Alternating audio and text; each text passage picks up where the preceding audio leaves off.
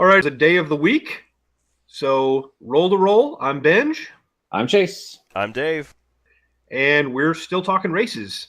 Today, we're talking halflings, another one of my personal favorites. Tell me about halflings, Dave.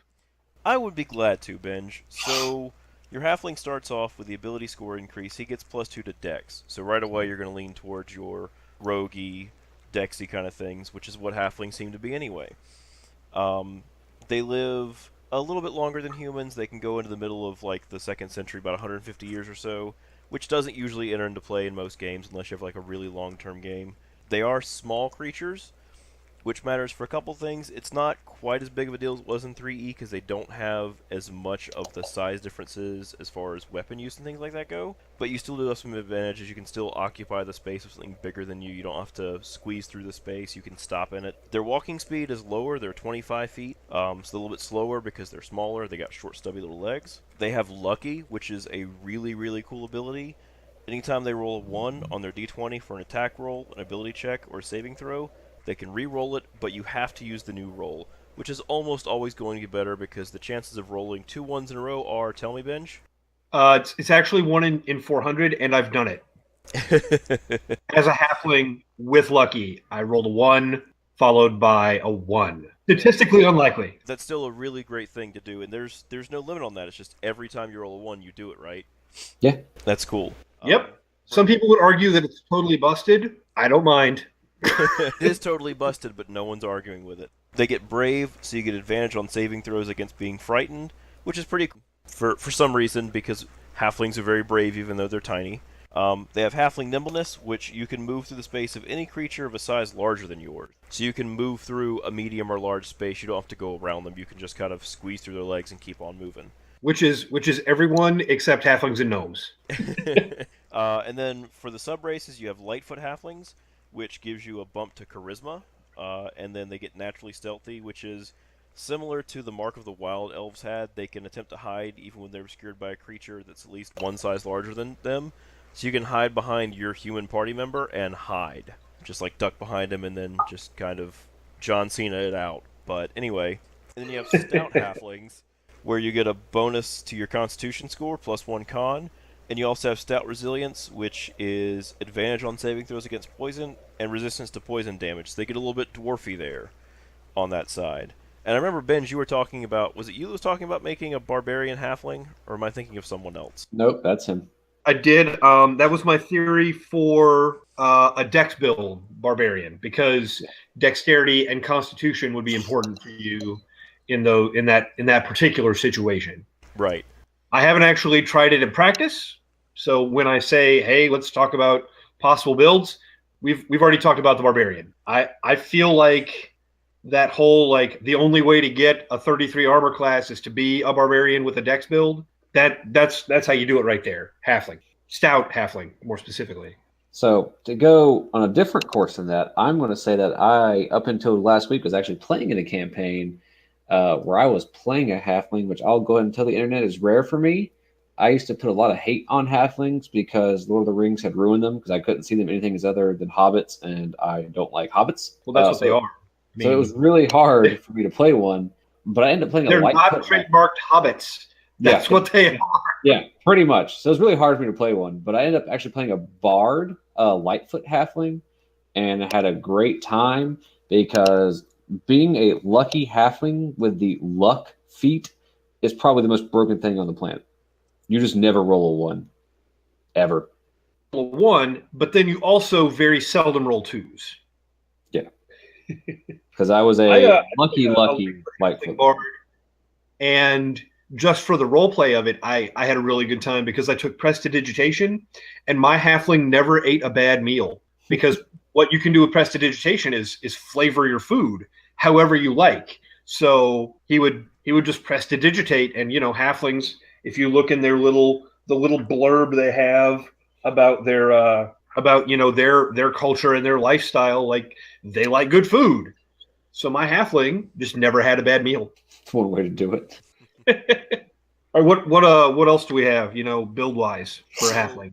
of course, one of the easy ones is Rogue. Halfling built to be rogues because they have Dex, they have Lucky, and they have the halfling nimbleness. So they don't have to worry about getting around party members or anyone else for that matter. They can just move straight through them to get to whatever it is they're getting to behind the enemy lines or behind our lines if they get around them and get out to where they should. Well, legit, it's not even through the space of a creature that's friendly to you. Yeah, it's just Like, any creature larger than you. oh, I'm sorry. Are we in a hallway? Well, now I'm flanking you because I just went through my space, your space, and my friend's space, and now I'm stabbing you in the kidney. More like the butt, but yeah. What? There, and no hamstring was safe. The naturally stealthy also makes them great for the rogue as well. I mean, there's not going to be anyone arguing. That. Yeah, no one's going to argue halflings are made for being a rogue. I mean, that's just their go-to bread and butter. That is their go-to. Bard's also good for them because Dex and Charisma, and it also works from an RP perspective because halflings are supposed to be very happy, very joyful people. So being a Bard just fits in with their lifestyle, basically. Yeah. And really, you can get away with any charisma style caster because a lot of your casters, you also want a relatively high dexterity score because that's where your armor class comes from. Because you're not wearing medium or heavy armor. So, again, a bard, a sorcerer, or a warlock, like halfling is not a bad way to go. Can I just say that actually gives me a horrible idea? Because I live for that. I live to give you horrible ideas. Because warlocks go off charisma, and warlocks benefit from dex. But could you imagine like this happy-go-lucky halfling being like, "I made a pact with the devil, haha." Pact with the devil, yes. Sorry, internet. Sorry. You're welcome. Actually, you're welcome for that. Yeah, and if you're using the straight array for your stats, you're not going to get an 18 charisma anyway. Like even if you dump your 15, like you take another race that gets a +2 to charisma, your 15 plus that 2 is only going to get you to 17.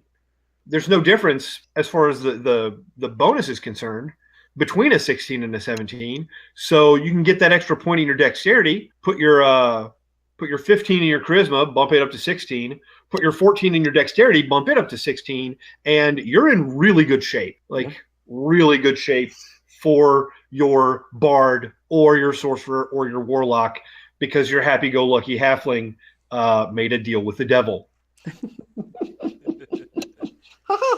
Fireballs. Oh man, that might have to happen now. I'm going to make a mental note for your next character. Is that it? Yeah. that might be saved in a We'll put that in the basket. Also, we didn't bring it up, but the role playing side of it. I mean, we kind of have brought up because halflings are unfortunately again just hobbits. From a DM's perspective, just to put in my 2 cents there, when you're talking to your players, make sure they have a good reason for why their halfling has decided to leave, not really the herd, but like their town, their little village. Why have they decided to not be a farmer? What makes them want to leave? I know with the Lightfoot halfling, they're already prone to wanderlust, so it's pretty easy to be like, I mean, you're being a halfling, you want to go see things, so and done. I don't want to go into any sort of trademark infringement, but your Lightfoot halfling is essentially a kinder. For those of you who read the Dragonlances, yes. Your Lightfoot halfling is basically a kinder. And then your stout halfling is your more traditional hobbit style halfling. Yeah, that's the one that's gonna be a little bit harder to be like, why are you leaving the farm? But there's always a way when there's a will. I mean, sometimes the farm gets destroyed by a dragon. I mean, it happens. It sucks, but that's the world we live in. Or a big dragon-like firework for non-copyright movies. Oh, this is awkward. Terrible. It's terrible, and I approve. Oh, but also DMs to rewind to what I said earlier about halfling bard. Make sure that you watch out for that whole luck feat lucky combo. I mean, it's not broken, and they're going to be tossing out a lot of damage, or it's just going to stop them from critically failing 90% of the time. They're going to be very successful.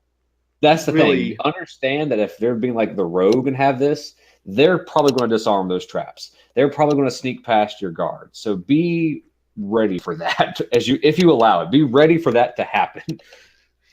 I'm not, and I don't know so much that you're going to say if you allow it. I mean, just and I like to put a lot of pressure on DMs. I like to put a lot of responsibility on DMs because right now I'm not doing it.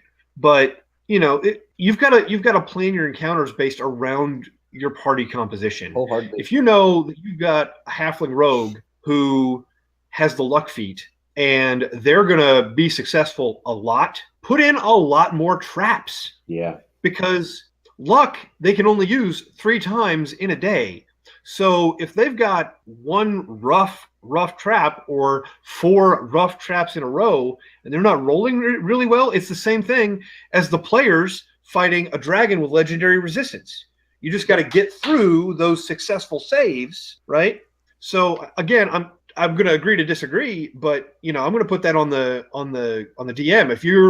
If you're running your party through a dungeon with a bunch of traps, make it the gauntlet, man. Make every 10 feet there is a trap. There is a pit trap, followed by a locked door with a needle trap, followed by a locked door with another needle trap, followed by a falling block trap, followed by a rolling boulder down the hallway trap, followed by a mouse trap. To end an orb of annihilation, because why not? Yeah, why not? Don't do that, Dean. You know what? That halfling can't be that lucky. You are obliterated from existence. No, don't do that to players. I'll try to reward them. Don't try to punish them. Only the players that really piss you off. You're using the resources, and maybe that's not the only thing they're going to do today. If you've got the luck feat, you've got to think about, what else might I do today? Do I really want to burn my last point of luck on this trap that I might be able to, dex save out of, because I'm a rogue with a high dex and evasion. So, but you can also say that I like that 3.5 moved away from the one day to you take a long rest for resets, because that really changes the game from just, if we just wait a couple more hours, I'm good to go, as compared to, no, guys, seriously, like, we have to sleep.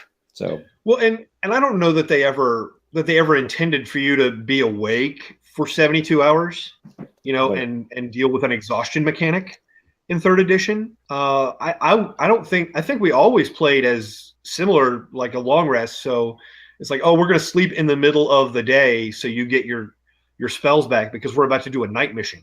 So we rested at 5 p.m. so we could be up at 3 a.m, raiding the castle. But this feels like a discussion for a different recording. So wrapping up the halflings, I love them. They're a lot of fun. I like the personality. I like the opportunity for role play. I like the abilities that they have. And remember, they are also being hamstringed with a lower speed. So, throw them a bone, give them something. Thoughts, guys? I'll let Dave take this one. All right. I pretty much agree with Benj. They are really fun to roleplay. They can be very different from most other D&D characters, because they tend to be, a lot of the races tend to be very somber or kind of standoffish, mean, and the halfling just brings a lightness to any party he's in, because halflings are so friendly, and you have to roleplay them that way. Nobody wants to see a somber, sad halfling, because it's the saddest thing in the world. Don't do that to your halfling. It's like the kid who got his candy taken. Like, you can't just stare at that for too long before you're like, hey, here's a piece of candy. I'm sorry, kid. You just can't do it. A sad halfling is that kid, only it's actually a grown up. But anyway. But he can buy his own beer. Yeah. All right, well then, internet, for Chase and Dave, this is Benj, and until next time, keep on rolling.